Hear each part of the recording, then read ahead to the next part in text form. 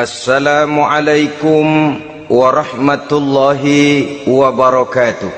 Waalaikumsalam warahmatullahi wabarakatuh. Bismillahirrahmanirrahim. Alhamdulillahi rabbil alamin. Wassalatu wassalamu ala ashrafil anbiya'i wal mursalin, Sayyidina wa maulana Muhammadin wa ala alihi wa ashabihil mujahidin at-tahirin, amma ba'du. Saudara-saudara kaum muslimin seiman dan sekeyakinan yang berbahagia, pada suatu hari seketika sedang berkumpul dengan para sahabat, Rasulullah pernah memberikan peringatan.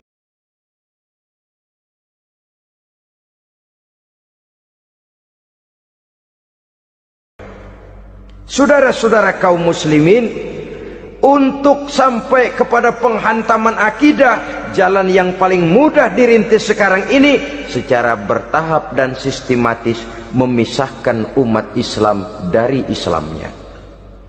Biarkan mereka bernama muslim, biarkan di atas kartu penduduknya tertulis agama Islam, tapi tanamkan budaya-budaya yang menyebabkan cara bergaul mereka, cara berumah tangga mereka, cara bertetangga mereka, sampai kepada cara mereka berpakaian, cara mereka bergaul, cara mereka makan dan minum, cara mereka mendidik dan menyekolahkan anak, sama sekali tidak lagi mencerminkan nilai-nilai yang islami.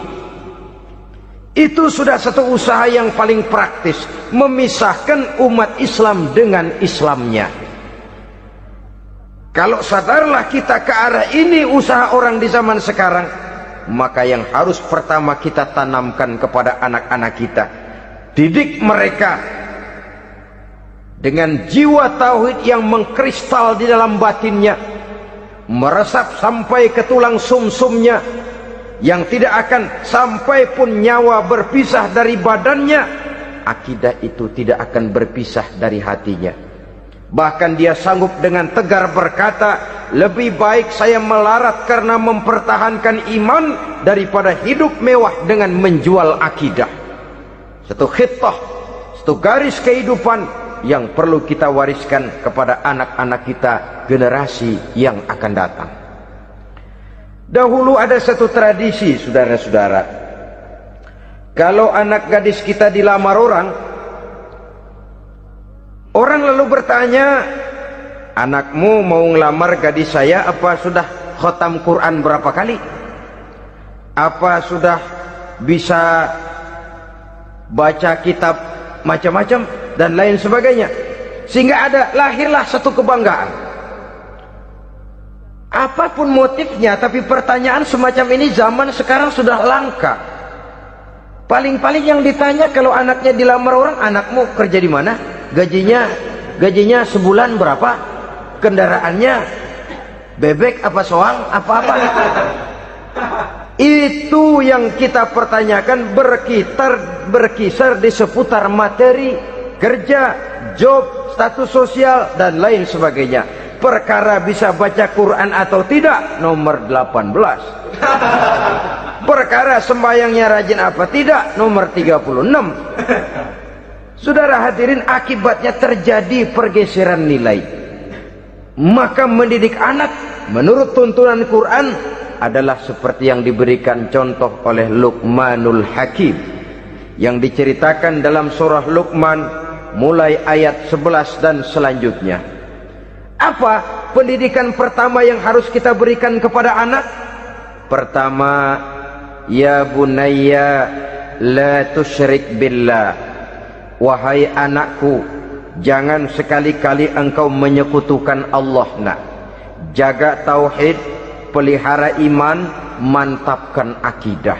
Ini dasar yang pertama. Belum lagi anak mengenal berbagai macam disiplin ilmu, yang pertama ditanamkan tauhid. Ini yang mendasari kehidupan. Ini yang akan menjadi mewarnai dan menjadi warna dari kepribadian seseorang. sentuhan jiwa tauhid di dalam diri si anak. Belum lagi sempat dia kenal yang lain. Yang pertama yang kita tanamkan, kita wariskan, kita berikan, la tusyrik billah, jangan sekali-kali menyekutukan Allah. Nah, kalau ini sudah tertanam, ini sudah merupakan satu fondasi yang kuat. Selebihnya nanti tinggal melihat bakat si anak, kemana dia harus dididik ini. Yang terpenting nilai iman lebih dahulu tanamkan. Dan untuk menghancurkan nilai keimanan, saudara-saudara, saya katakan, ingatkan kepada hadis di awal tadi, dikepung kita dari berbagai macam penjuru agar bila bisa melepaskan nilai-nilai iman dan keyakinan. Proses pendangkalan akidah, ditanamkan keraguan kepada agama, ditanamkan rasa malu beragama, sholat malu, baca Quran malu, berangkat ke masjid malu, pakai jilbab malu, ditanamkan rasa malu beragama, sehingga bertahap sedikit demi sedikit kita mulai berpisah dengan kehidupan beragama. Ditanamkan hal yang sedemikian rupa dari berbagai macam penjuru. Dihantam akidah, akidah kuat, dihantam dari segi peradaban dan kebudayaan. Diperbanyaklah peradaban dan kebudayaan yang bukan mendekatkan kita dengan agama, malah mendekatkan kita dengan neraka. Menjauhkan kita dari agama, menjauhkan kita dari nilai-nilai luhur yang diwariskan oleh orang-orang tua kita terdahulu. Adalah kewajiban kita yang pertama, mendidik anak, menanamkan roh, jiwa dan semangat tauhid di dalam diri mereka. Saudara-saudara kaum muslimin rahimakumullah, kenapa kita lebih dahulukan menanamkan jiwa, roh dan semangat tauhid ini kepada anak-anak kita? Pertama, kita tidak hanya ingin sekedar mempunyai anak yang pintar, tetapi lebih daripada itu kita pun ingin mempunyai anak yang benar. Segala macam disiplin ilmu, segala macam bentuk penalaran ilmiah dan pengisian intelektualitas manusia mungkin di satu sisi akan membuat dia pintar, tapi di sisi lain belum tentu akan membuat dia benar. Nabi pernah memberikan peringatan, man izdada ilman walam yazdad huda lam yazdad minallahi illa bu'da. Orang yang hanya bertambah ilmu pengetahuannya tapi tidak bertambah hidayah dari Allah, tidak makin mantap keimanannya, maka seluruh nilai-nilai ilmunya hanya akan menjauhkan dia dari Allah Subhanahu wa ta'ala.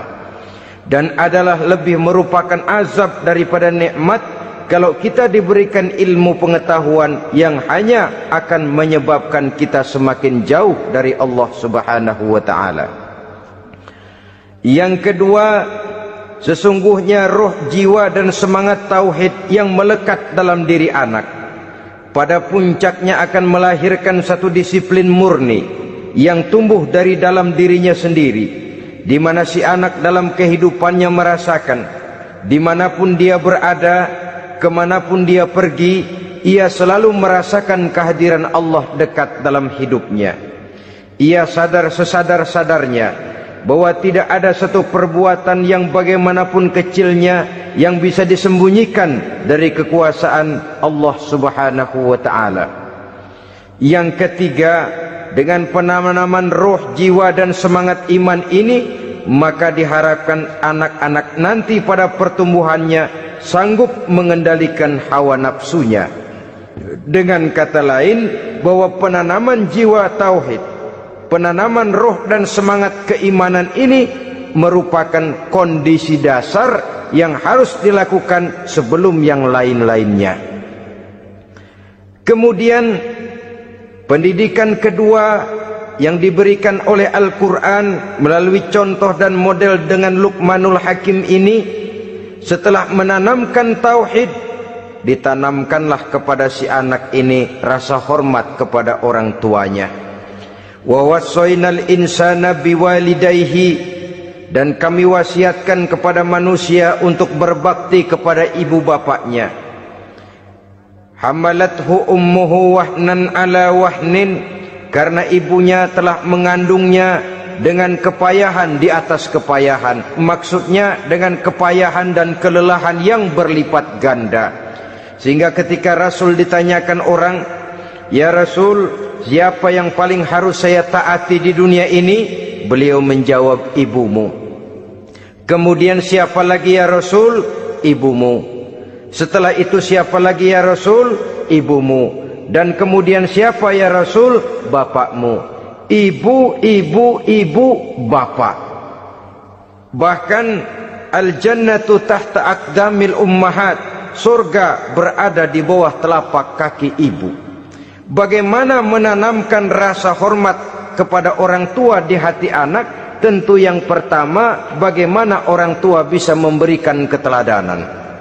Marilah kita sebagai orang-orang tua ini menyadari bahwa sebelum anak kenal sekolah dasar, sebelum anak kenal TK, ibtidaiyah, sanawiyah, sampai kepada perguruan tingginya, yang pertama dia kenal adalah lingkungan rumah tangganya, gurunya adalah ibu bapaknya. Di sini berlakulah apa yang dinamakan keteladanan.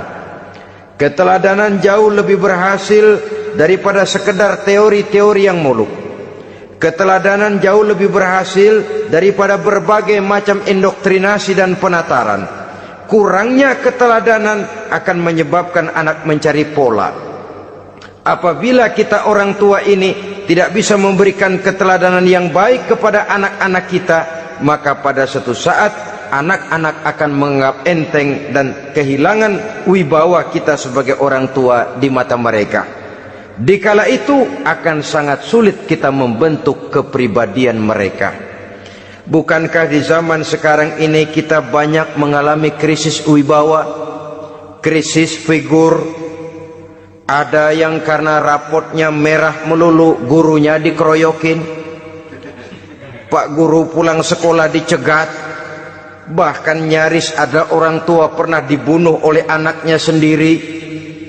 Dan lain sebagainya, kasus-kasus yang sebenarnya tidak perlu terjadi, karena memang bukan saja bertentangan dengan nilai budaya kita sebagai bangsa, tapi juga bertentangan dengan ajaran agama kita sendiri. Krisis wibawa, krisis figur, yang juga akibatnya harus kita sadari banyak faktor yang membentuk kepribadian anak. Pergaulannya, yang dibacanya, yang ditontonnya, yang disaksikannya di dalam kehidupan. Benar kita menyekolahkan mereka, tapi berapa jam mereka di sekolah? 6 jam, 7 jam paling lama. Sedangkan mereka hidup 1 hari 1 malam 24 jam. Kalau cuma 7 jam di sekolah, ini berarti lebih banyak dia di luar sekolah. Dan di luar sekolah itu artinya ya rumah tangganya, ya temannya, ya lingkungan di mana dia tinggal, yang seluruhnya sangat besar pengaruhnya dalam ikut membentuk kepribadian anak-anak kita. Sekianlah saudara pertemuan kita pada saat ini. Mudah-mudahan ada manfaatnya. Terima kasih atas segala perhatian. Mohon maaf atas segala kekurangan. Usikum wa nafsi bitaqwallah. Wassalamualaikum warahmatullahi wabarakatuh.